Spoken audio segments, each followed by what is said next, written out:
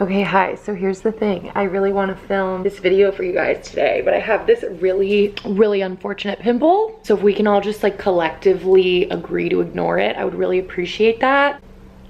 I'm trying very hard not to let another month lapse between my uploads. So I'm sitting in a different spot today. This feels like super cliche to be sitting in front of my bookshelf, but that's fine. I'm kind of here for it. So today I thought I would potentially start a series. We'll see how long I'm able to last, where I just do little reviews on the books that I'm reading every month. I am a huge reader, but this year in particular, I've felt like I needed to make reading more a resolution. I never felt like I had to do that in the past. Reading has just always come very organically to me. I am an only child. I think we all know that by now. I constantly had my head in a book growing up. I brought books with me everywhere, traveling, on planes, in the car. I would go through so many books every week. It definitely like took a dip during college because I felt like I had so much academic reading that I had to do. I just genuinely didn't have time to read for my own pleasure. And it took maybe like a second after college to get back into the habit of like allowing myself the time to enjoy a book just for the hell of it. But yeah, I've never really felt like I had to force myself to read. But the reason I made it a resolution this year is because this thing is ruining my life. Obviously, I'm exaggerating a little bit, but I just caught myself in 2021 way too many times going on Instagram and getting my feelings hurt. And that's all I'm gonna say about that. I go on Instagram, I see something minuscule, just like that, my feelings are hurt. I'm in a completely horrible mood. You know, my screen time was also like obscenely high. I don't know if you guys have this as well, but my like pinky indent that I get from holding my phone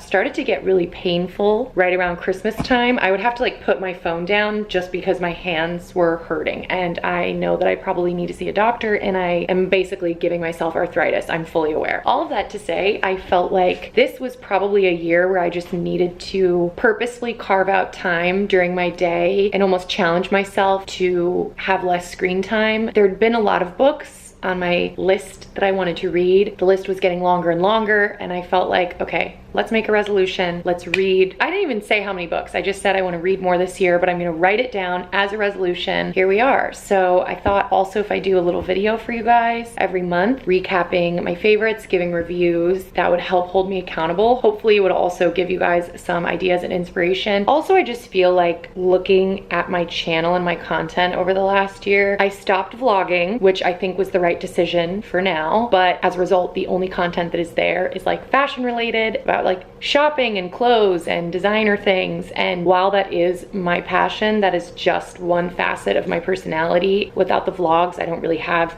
any other place to, I don't know, sound smart. Honestly, I am pretty freaking smart. I'm not only a pop star, I'm also a philosopher. And I say that kind of like jokingly, but I'm dead ass serious. I don't know if I'm gonna be able to do a dedicated video every month. This month I read 5 books. Maybe for February and March I might combine the 2 months. Like we'll kind of see how it goes. Obviously let me know if you guys enjoy it. Even if you don't, I'm probably gonna keep doing it because I like recommending things to people and I like telling them what to do, where to shop, what to wear, what to read, you know. Okay, so like I said, I read 5 books this month. These are the 5 that I read. I'm gonna go in order of when I read them. Let's start with Crying in H Mart. I read this the first week of January under very difficult circumstances. My best friend Aurora actually bought this book for me. She sent it to me as a surprise back in October when I was also going through a very difficult emotional time, and I was very grateful that she got it for me. If you guys don't know, this book is by Michelle Zauner, who is the lead singer of Japanese Breakfast. I love Japanese Breakfast. I actually heard her on Mark Ronson's podcast that he does with the Fader. I am also obsessed. I will leave that episode linked down below, and it got me really excited to read the book. She's from Oregon, so is my best friend Aurora. So I had mentioned that to her, and she decided to send it to me as a surprise to cheer me up, which I thought was super nice. But I already knew kind of what the book was about, so I was just not quite in the right headspace to read it at the time. Before I go any further, I should say I'm not really going to like explicitly spoil anything about any of these books, but I'm obviously going to tell you a little bit just to hopefully entice you and give you an idea of what it's about. What I'm going to say about this book is definitely not what I would consider a spoiler. It's like literally at the focus of all of the interviews that Michelle Zauner did about this book, so I don't think it's a spoiler, but obviously proceed with caution. The book is a memoir. It's about her experience with her mother dying of cancer and her being there during the hospice process, her experience experience with the disease and her relationship with her mother as it changed as she got sicker. I had a feeling that I would probably cry reading this book, or that it would probably be like a little emotionally difficult. And I'm a Pisces, so whenever I kind of feel an emotion coming on, I kind of like dive headfirst into it. I kind of really embrace like whatever kind of emotional waves are coming at me. So at the time that Aurora sent this book to me, I was definitely emotional, and I was like in an emotional place, but it wasn't like this type of emotion. Like, I think this is very much about family, right? And that's not something that I usually get very emotional about. I was kind of like dealing with like relationship crap. I put this book on my shelf, and I guess I was just like waiting for a moment when I would feel like this was the particular genre of sad that I wanted to dive into. It sat on my shelf for a couple of months. At the very beginning of January, I had been in Chicago for Christmas. I flew back to New York for New Year's Eve and for my life, and I had no intention of returning to Chicago again until February. My dad called me a couple days after the new year and said that my dog, who I've had for 15 years, was basically dying of kidney disease, and that was recommending that we put her down. My dad was hysterical. He was sobbing, and I just said okay, and I booked a flight and I went home. I basically got on the plane knowing my dog had end-stage kidney disease. The vet was advocating for us to put her down. My dad was protesting and wanted to try everything that we could. So we'd gotten like in, I know we're like getting off track here, but I just need to say this anyway. I promise it ties into my experience with reading the book, and I feel like that's important. But we got like this IV drip thing in our house. We were gonna be trying to give her like injections underneath her skin to try and like keep her alive. So I got on the plane knowing all of this, and knowing that basically the vet was just trying to keep my dog Kaylee alive long enough for me to be able to come home and like say goodbye. I grabbed this book when I was hastily throwing things in a suitcase. I started to read it on the plane, and I was like sobbing. I was sobbing the entire flight, which was great because I was the only one in the row. There was literally like 10 people on this plane. I was, you know, just already upset about everything else that was going on anyway. I got back to Chicago and I stayed there for a week, and I spent my trip there just sitting with my dog, keeping her company, spending as much time with her as possible. She was very, very, very, very sick, so she pretty much slept 20 hours a day, and when she wasn't sleeping, she was like struggling to walk around. She wasn't eating, she wasn't drinking, like anything. And I was just reading and finished the book. It was like a very emotional experience. It was a very strange way to start the new year. I was also dealing with like other shit from New Year's Eve, so I was like just a depressed, emotional, very distraught mess. In a way, it was very comforting for me going through what I was going through in my friendships and relationships and with my dog, and just there's a lot of crap going on. But then also reading this story, you're sort of finding relatability in the fact that like we're all suffering, everyone's gonna die, that kind of thing. Sorry to start the video off so morbidly. It puts things into perspective, like how lucky am I that I'm able to come home and spend all this time with my dog, see her when maybe other people wouldn't have been able to just like jump on a plane and do that. You know, you read about some of the stuff that Michelle goes through when she finds out that her mom is sick. It's definitely like a race against the clock, and how much can we get done while my mom is still alive? How much is she even enjoying? Yeah, there was just some really interesting comparisons for me that I found while I was reading. I also thought that it was really, really nice that so many of the details in this book were incredibly new to me. So Michelle is Korean. A lot of this book, as the title is, crying in H Mart. H Marts are like grocery stores that can be found, as she describes, sort of on the outskirts of like major cities, where Asians can go and find groceries that are familiar to them and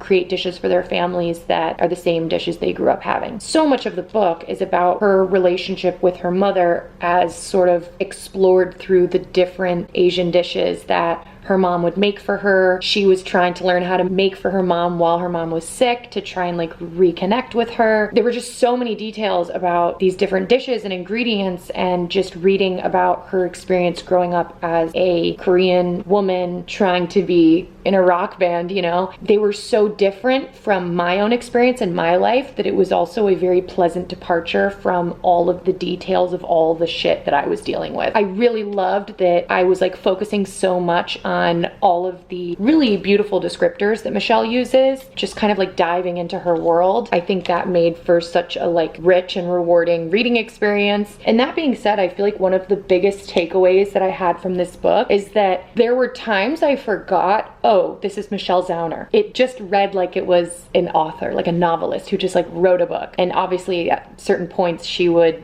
make note of little details and I'm like, oh yeah, that's a Japanese breakfast song, and like, oh, that guy is one of the guys in your band. Like, I do love that band. I do know a lot about her from like interviews and things like that. This just felt like such an immersive story that it doesn't read like it was written by some girl in a band who was like, I'm gonna write a book. It really reads like it was written by a very, very, very talented writer. I understand completely why it was a New York Times bestseller. Also, she speaks about how she had writing experience and was considering going into that if the band didn't take off, so that obviously makes sense. Overall, I obviously highly recommend this book. Personally, I know this is like such a Pisces thing to say, but if you can maybe wait to read it or like selectively read it at a time in your life when you feel like sad, I'm gonna go out on a limb here and say that it's gonna make for a very rewarding reading experience. I don't know, I felt like some sense of camaraderie reading this book, because like I was crying and she was crying and her mom was dying and my dog was dying. My mom's already dead, but I just felt like I read it at the right time. In a way, I kind of like that I'm gonna look back on, am I gonna cry now? I like that I'm gonna be able to look back on that week spent in Chicago with my dog, and I'm going to remember sitting on the floor with her reading this book, and it just kind of ties in for like a really nice, memorable experience for me. I think even if you're, you know, just picking it up and reading it on any given day, it's definitely a book that says a lot about Asian culture, our experience with traditions and food in our families, also just in general, like mother-daughter relationships. If any of those things sound intriguing to you, I could not recommend this book enough. When Aurora actually got her hands on her own copy, I told her, I said, just prepare yourself. The waterworks might start when you read it. She texted me about a week ago and she said, dear God, I'm sobbing reading this book. So I'm not wrong. I still really do recommend it. I think it's great. I also recommend, if you like the book, listen to Japanese Breakfast. I absolutely love their music. Also, if you're interested, I recommend the interview with Mark Ronson on his podcast. Maybe read the book first though, because she does talk a lot about those experiences on the pod. So maybe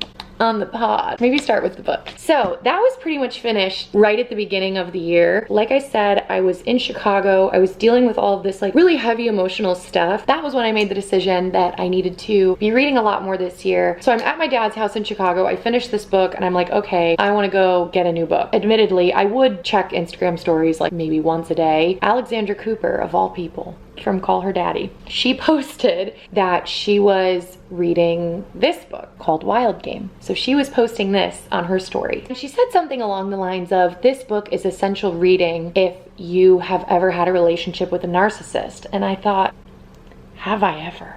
You have my attention. Then look what else I noticed. On the back cover of Crying in H Mart, one of the little blurbs here, Crying in H Mart is a wonder, a beautiful, deeply moving coming-of-age story about mothers and daughters, love and grief, food and identity. It blew me away even as it broke my heart. Adrian Broadwer, author of Wild Game. That's the book that Alexandra Cooper recommended. So I was like, okay. Also, sorry if I didn't pronounce her last name correctly. I am doing my best. So then I decided I need to read this book. Like, it's a sign that her blurb is on the back cover of Crying in H Mart. I think I need to read about someone else's narcissist for a while because I'm really tired of dealing with my own. So I set out to hunt for this book and I cannot find it. It is completely back ordered, out of stock on Amazon, Barnes & Noble, Target. I called my local bookstore, like the little bookstore in my hometown. They didn't have it. I do a little more digging and I discover that it's on Book of the Month. This is not sponsored, by the way. I'm just explaining. Book of the Month is a subscription service that a lot of YouTubers and influencers that I follow use and seem to really like, where you pay like $15 a month, I think. You get to choose a book and it's sent to your house, and that's that, or so I thought. Anyway, I'm researching and I find out that this book is available on Book of the Month, and they were running a promo. It was like $5 for the first month. So I thought, okay, maybe this will help me complete my New Year's resolution of reading more often. It's gonna hold me accountable. I know I'll get at least one book every month. You can add on and get extra if you want. Maybe if I like my experience, I can partner with them in the future. Like, I thought it would be a really good idea. I signed up for Book of the Month, and that's how I got this book. And it says Book of the Month at the top there. Spoiler alert, I already want to cancel my Book of the Month subscription. I'll get to that later. It was going to take a while to ship though, so I had it sent to my apartment here in New York, and basically once I came back from my dad's and dealing with that whole thing, this book was waiting for me. I read this book in one sitting. I read it in one night. I think it's absolutely fantastic. It is kind of infuriating to read, but I 100% agree with Miss Alexandra Cooper. If you have ever had a very close relationship with someone in your life who is a narcissist or severely manipulated you, I think you'll love this book, because it is very validating to see the way that someone who's a narcissist, like, they have a very specific way of speaking, they have a way of spinning and framing situations, they have a way of navigating through life that just like completely absolves them of any and all responsibility to other people and other situations, and it is really something else. I know people talk about this, like how on TikTok there's like, you know, TikTok psychologists, and they're like, you're a narcissist, and it kind of is a term that I think is thrown around a little bit too much. Let me tell you, when you truly have a relationship with a narcissist, you will know. Like, you will know. If you haven't, then I think reading this book will give you a little taste of what it's like. Wild Game is also a memoir. Adrienne, I'm not gonna try to pronounce her last name, Broder,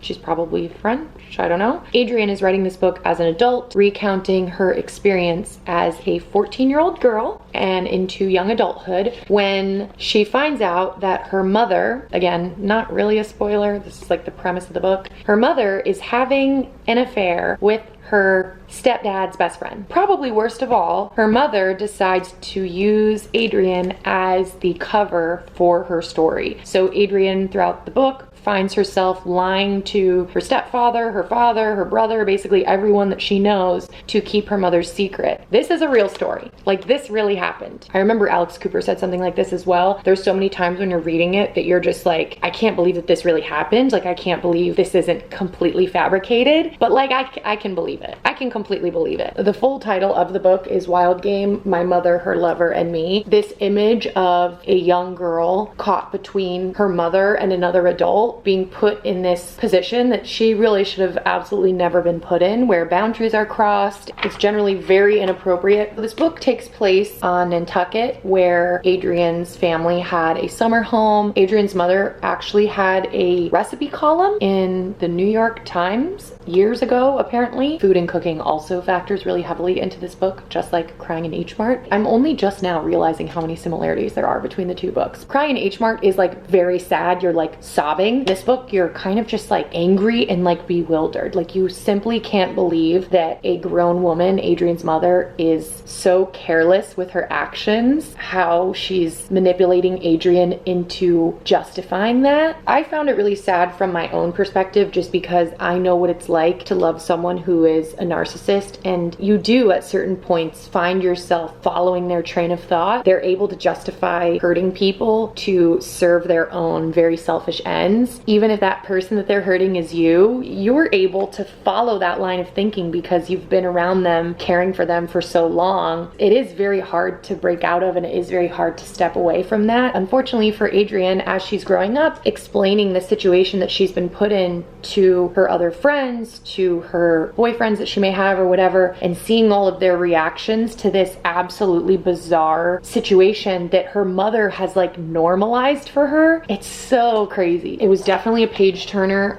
Like I said, finished it in one night. I'm also a big highlighter. I highlight sections in books that I feel like just resonate with me, that I want to remember and maybe look at later. I highlighted a lot in this book, which is actually pretty unfortunate if you think about it. I should not be relating to any of this book, but I do. Yeah, I just think it's a really interesting commentary on mother-daughter relationships within like a sort of power dynamic like that with an older person. How if you're like looking up to somebody, you see them as an authority figure, and if they teach you that this is an acceptable way to live your life, it maybe fucks with you into thinking that it's an acceptable way to live your life, no matter how many people are getting hurt, even if that person is you. Much like Crying in H Mart, this was incredibly well written. The descriptors were just enough to really put you in Nantucket. That's the other thing I was gonna say. It didn't even fully dawn on me until the book was over that this took place a very long time ago. And I think that's what's so cool about beach towns, and it makes me think a lot of Montauk. It really is like a timeless story. The book just reads as if it could have taken place like last year. And there's like a few moments where you realize like, oh yeah, this happened a long time ago. But I think that's really cool. The fact that so much of it has to do with food and cooking and things that obviously honestly are timeless like that. It really is a very immersive sort of story. You're very lost in, I would say, in Adrian's world, but it's more so in her mother's world. I devoured this book. I loved it so much. I also should say there are a couple of kind of unexpected twists towards the end of the book that if this were fiction, I would be like, that's so stupid, that's ridiculous. But the fact that these things actually happened, like, it's absolutely mind-blowing. You would think that the book was not real because of how crazy things get towards the end. I think it was very purposeful, obviously, and powerful that Adrienne wrote the majority of the book, not necessarily from hindsight as a grown mother with her own children, but more so putting herself back in that place as a 14, 15, 16-year-old girl, experiencing all of this and what her thought process was like then at that time, because it makes it all that more heartbreaking, seeing this sort of like innocence shattered and how naive she was, how therefore easy it was for her mother to manipulate her to help destroy her family. It's just, this is a crazy book. I wish for Adrienne's sake that it was fiction, but it's not. This really happened. I will obviously link everything down below. Hopefully I can find it on Amazon or something now. If you're able to get a hold of it some way other than Book of the Month, I highly recommend. I think you would probably read it in a day if you gave yourself the chance. I'd be really curious to know if any of you guys do end up reading this, if you, like me, have a lot of experience with narcissists, what you thought. It was pretty crazy to see some of my own thought processes replicated in someone else's life. It was just, I don't know. But I'm really happy that I read this when I did. This might be the one and only book I ever get from Book of the Month. It was after this that I realized you don't get to choose your book every month. You have to choose from one of the options that they give you. And I don't like to be told what to do. Maybe I was just so clouded by grief at the time that I didn't fully realize what I was doing when I was signing up for Book of the Month. But yeah, that's kind of why I don't feel like recommending it at this point. I personally have such a huge, long list of books that I want to read, and a lot of them are available on their website. You only get to pick the book that you want the first time, and then I think after you've been a member for like a year. But for the first year, you're supposed to pick, like you have to pick one of their 5 selections. And I saw the selections for February and I was like,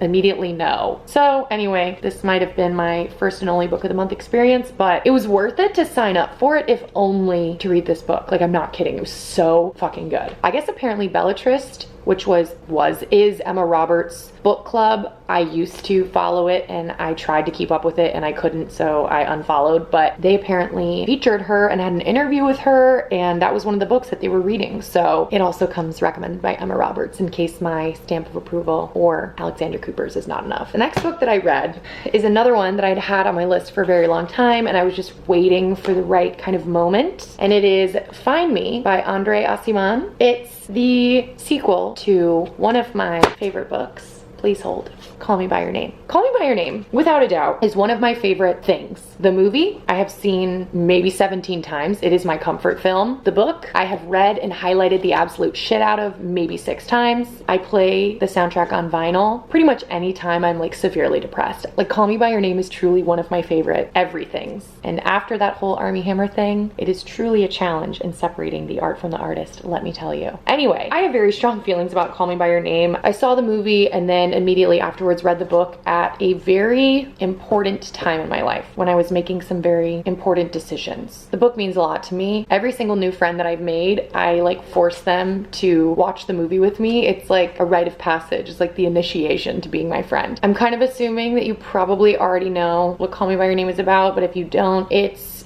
a sort of relationship between a younger boy and an older man. I think it resonated a lot with the LGBTQ community, of course, but obviously you don't have to be LGBTQ to extract a fuck ton of meaning from it. I actually went to see it on Christmas Day 2017 with my dad. My dad absolutely loved it. Everyone that I've shown it to has really, really, really loved it. And I personally think that the book actually holds a candle to the movie. I think sometimes when you see a film that just seems so like perfect and then you read the book, it's kind of like, ugh, okay, what was the point in that? But there's so many extra details and it tells the same story just like slower and more thought out. There's like more room to breathe. I've literally highlighted like almost entire pages in this book. I absolutely adore it. I think it deals really beautifully and probably better than almost anything else that I've ever read with power dynamics within relationships, how tricky navigating that can be, especially when there's the age difference, just the idea of time and regret. I think one of the most powerful aspects of the film specifically, and is also in the book, is a speech that the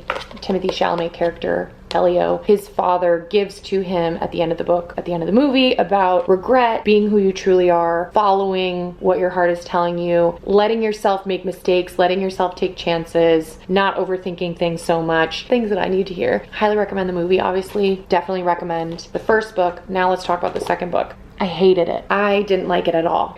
Maybe I'm exaggerating a little bit. I was so disappointed though. I was so disappointed. And maybe it's because these shoes were just too big to fill. I don't even think I took out my highlighter. That's how you know we have a problem. So this is the sequel. It takes place, I think, 17 years after the initial story. I think I held off on reading it for so long. I kind of like didn't want to know what happened next. I really loved living in this story, you know. Wanted to let my own imagination like figure out what happened next. And I kind of just wanted to live in that kind of unknown purgatory, right? Also, I of course had the thought that maybe the second book wouldn't live up to my expectations, or maybe it would say something that I didn't want to read. I don't know. I just felt like it probably wouldn't be as good. I had it on my list. I just thought like I'll get to it when I feel like getting to it. This just seemed like the right time. I just felt like I wanted to read it. In order for me to tell you why I don't like this book, I do have to spoil Call Me By Your Name. So if you don't want that spoiled, then you should skip to this timestamp now. So I did briefly read on the back of the book that this story would involve Elio's father. I don't think I fully understood how much. The book is broken up into 3 parts. The first part is half of the book. This much is only about Elio's father. And if you remember from the end of Call Me By Your Name, Elio's father gives this absolutely beautiful speech to Elio about his past regret and what he wants for Elio, aging and love. And it's just an absolutely amazing speech. Every time I see the movie, I cry, even though I have seen it many times. I'd never seen that actor in anything else before, but of course I have that image of this like wise, thoughtful, profound man giving this absolutely beautiful speech to his young son. But now, in this much of the book, I have to read about how he's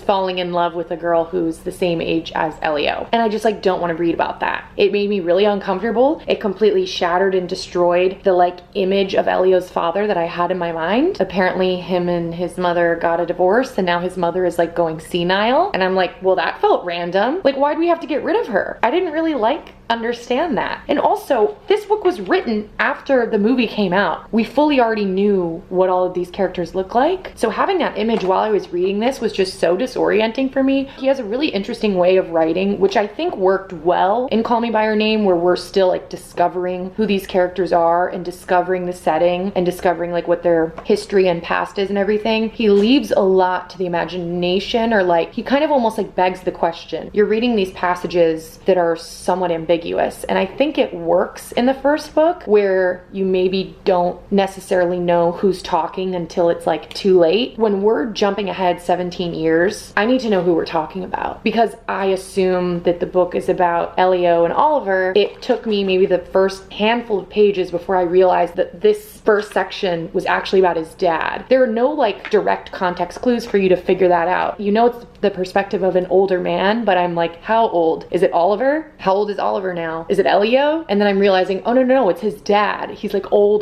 And it wasn't until he made a direct reference to my son. And even then I was like, oh, is this Oliver and this is his son? No, it's his dad. He's talking about Elio. Like, it just really was difficult to figure out who was who and to follow. Yeah, I just didn't really want to read about his dad lusting over a girl who's my age probably. Like, it just made me really uncomfortable. And that's probably also because I have a really close relationship with my dad, and I saw Call Me By Your Name with my dad, and my dad really liked the dad character in that movie. I hated reading this whole first section, and I just kept thinking, where is Elio? Where is Oliver? Is Oliver still married to that woman from the end of the first movie? Where is Oliver living? Where is Elio living? Is Elio in a relationship? What's going on? And it wasn't until page 121 that we get into Elio's section. So then the second half of the book is broken up into Elio's section and then Oliver's section. And like, I'm sorry, I just feel like I need to tell you, you really only get Elio and Oliver interacting together like the last chapter of the book. I talked about this with one of my friends and we both agreed we wished that the last chapter of the book would have been the whole book. I just didn't really feel like I needed the character study on all of these characters, where they were at their lives 17 years in the future. Like, I don't know. I felt like the sequel should have been about them together, or like at least interacting together, writing letters together, phone calls to each other. But basically, you're just picked up and dropped 17 years in the future. I'm gonna put his dad to the side for a second. Elio and Oliver are living in completely different countries. They're in completely different parts of their lives. You find out that like, oh, they're still thinking about each other. Are they gonna find their way back to each other? What's gonna happen? And that is all crammed into the last 20 pages of the book. And it just is like a lot to put yourself through, reading what seems like kind of just mundane stories between like Elio and this other guy he's seeing, and Oliver and like his yoga instructor and his wife. It was just kind of a pain to get through. Like, I was just like, okay, come on. Where's the story between the characters that I wanted to read about? I think because Andre Aciman has such a specific way of writing, it was like comforting to kind of just be thrown back into his style of prose. I will say that. It is very familiar. There are sentences that are so beautiful and descriptive and just go on for almost the entire page, and it feels, yeah, it feels comforting if you have such a strong attachment to Call Me By Your Name. It's also like somewhat annoying when you're waiting for these important details about where these characters are, what's happening. Personally, I wouldn't recommend it. If you loved Call Me By Your Name, I wouldn't recommend this book. I would just say Google what happens at the very end and then let your imagination fill in all the other details. I don't know. I think what he was attempting to do with bringing in the dad and his sort of experience was, I'm sure, to show like the experience of desire, time, and aging, regret with 3 different men from 3 different generations. I kind of think that was the point. One of the men being Elio's dad. I didn't like it. If you read this book and you enjoyed it, tell me why in the comments, because I didn't like it. That's that. The next book I read, thankfully, was not as much of a disappointment, but it also had very big shoes to fill. It is Homesick for Another World by Otessa Moshfegh.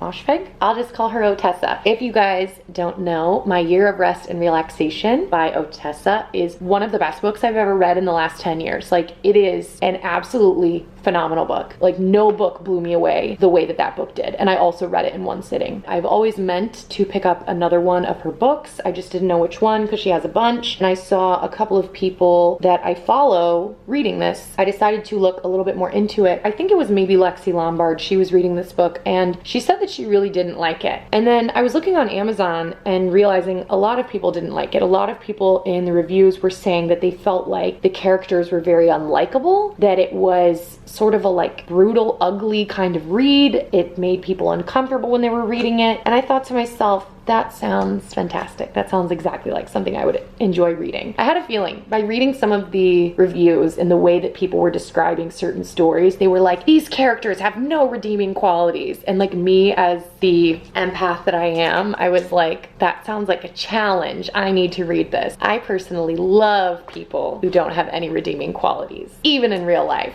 I don't know. I saw that as a challenge. I decided that this would be the book I would pick up next. I like laughed out loud reading this. I absolutely loved it. I thought it was so great. Unlike My Year of Rest and Relaxation, which is like a novel, these are stories, vignette style. Each chapter is about completely different people in completely different places in their lives. You will meet all kinds of different characters in this book. I also feel like she does such a great job at just picking you up and like plonking you right in the middle of a seemingly mundane scene in someone's random as fuck life, but you are there, you are given all of the details, and somehow it is like the most interesting little story. Obviously, I get what people are saying in the reviews. Like, a lot of these people are just, in my perspective, like they're ordinary people. Like, I know people that share a lot of qualities with the characters in this book. Sometimes the internal monologue that some of these characters have is a little jarring and you're like, oh my god, what a dick. But that's how people think. I think this book was just very, very human. Other than the last story, which is where the book gets its title from, they're all very like realistic fiction, and the last one I think is a little bit more fantasy. I found every story like super relatable. A lot of them were pretty funny and just like kind of weird, but it was really nice just to get like a little peek into all of these really random characters' lives. The one thing that I really like about these kind of vignette style books is that it's really easy to pick up and put back down, and I also think it was just a really nice way to kind of take my mind off of other things that I had going on, because all of these characters' stories are just so like random. The details are like like seemingly mundane, but they, I think, paint a really interesting picture about humans and the way that they think and the things that we value and the things we find important. And I also think one of the coolest things about all these little vignettes is that really none of them were tied up in a bow. Like I said, you're literally kind of thrown into this random person's life. You're reading about their experience over the course of like what, a couple days or something, maybe even just one day. When she decides the story is done and she's told what she needs to tell, it's done. And a lot of times there's no happy ending. She almost gives the reader the feeling of like, I'm going to allow you the privilege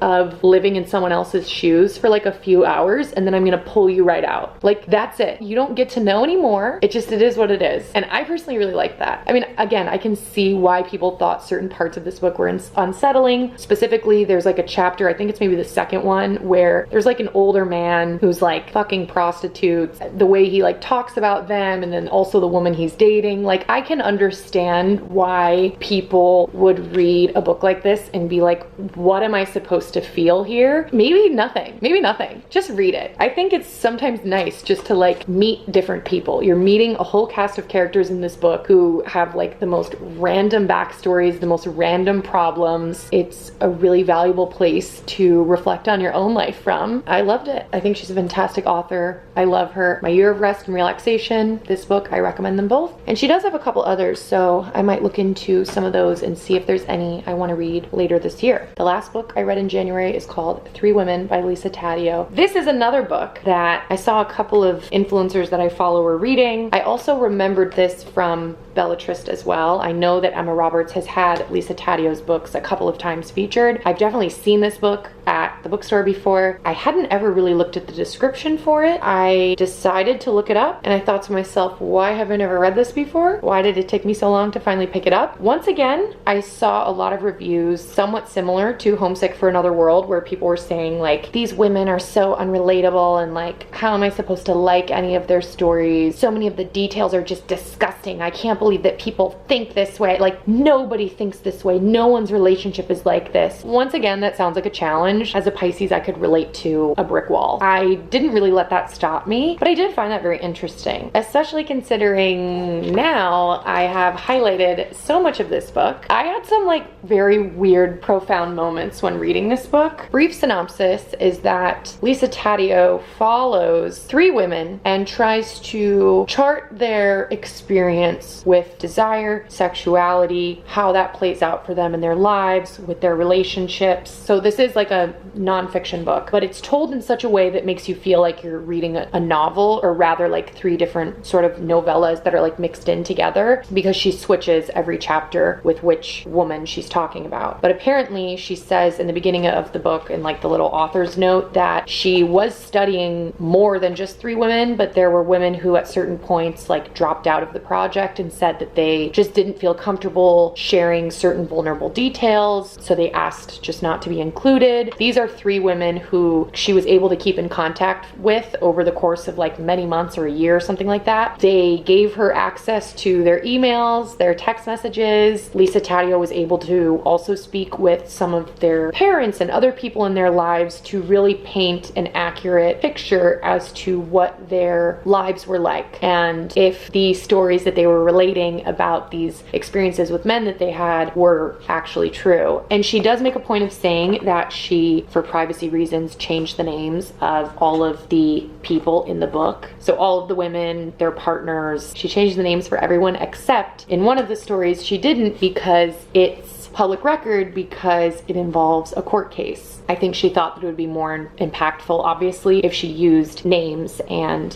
the accurate details. So she talks a little bit at the beginning about how women's desire is often downplayed or pushed to the side in favor of men's, and how that's changed how women see themselves and what they think they deserve, and their relationship with their bodies and their partners and sex and everything. As I started reading, I could tell right away which one of these women I was going to relate to the most. Unfortunately, throughout the entire book, as we kept coming back to her particular story, I found myself getting more and more upset that this was the story that I had the most in common with. So I don't think anyone should have anything in common with that story. There were a lot of points in the other two women's stories where I found a lot of places where I was able to relate as well. So it wasn't just like only one story resonated with me. One definitely resonated with me a lot, but the other two, there were still so many different lines and thoughts that I thought to myself, like, I have literally had that experience. I've had that experience. I've had a man say that to me. I've thought that about a man. I have thought that about myself. I've thought that about other women. I've been jealous in this particular way. I've been hurt in this particular way. So that being said, reading this book and at the end of it, feeling like I'd related to all three women and I completely understood their stories and I didn't judge them for any of the things that they did, it then made me think about those Amazon reviews and I was like, oh my God, what's wrong with me? That just makes me think that you would have to have like zero empathy, but also zero experience with other people to not relate to any of these stories. I don't know. Like, I just feel like they're so universally relatable if you are a woman. All three of these women are mostly heterosexual, but I don't think that would stop you from being able to glean something from the book in the same way that I'm not a gay man, but I still took a great deal of meaning from Call Me By Your Name. So I wouldn't let that stop you. I think it's really admirable that the women that Lisa followed in this book clearly were very, very open with her because they admit things. They allowed her to reprint text messages and emails that like I would never let anyone see. You know those like messages you send to a guy or like those thoughts that you have about a guy that you would never be caught dead repeating? They're in this book. And I just found that to be so comforting. Each of the stories was interesting in its own right. Each of their little relationships and kind of emotional dramas that they were dealing with reminded me of either experiences that I've had or that my friends have had. And I guess it's classified as sociology and women's studies, but they really do read like little mini novels. So the writing is definitely not dry. It has a great storytelling quality to it. I read it in like a day and a half, but the second day that I was reading, I stayed up until 4:30 in the morning to finish it because I just absolutely couldn't put it down. I also noticed that there's like discussion questions in the back, which I thought was really nice and interesting actually. Maybe it could be a good book to read with a couple of your girlfriends or I don't know, with your mom or some other woman in your life. I will say that I did start to cry towards the end, probably because again, out of the three stories, the one that I had the most in common with, I was just getting so frustrated at myself for like having so much in common with this story because it's really, really, really unfortunate. I felt so much sadness and empathy for the woman in the story, but then also I'm realizing like I should be feeling that same amount of sadness for myself. So I'd be really curious to know if anyone else has read this book or if they're going to, what their experience was reading it. By picking three seemingly random women to profile in this book, she's somehow able to hold such a clear mirror up to another seemingly random person like myself. So it just obviously goes to show how much we as women have in common with each other and how resonant our experiences are. I really appreciate that they felt comfortable telling these stories because like I said, I think my story I'm probably taking to my grave. So it was like a vicarious sort of experience reading this and imagining what it would be like if I ever told my story. Some people's lives would be over,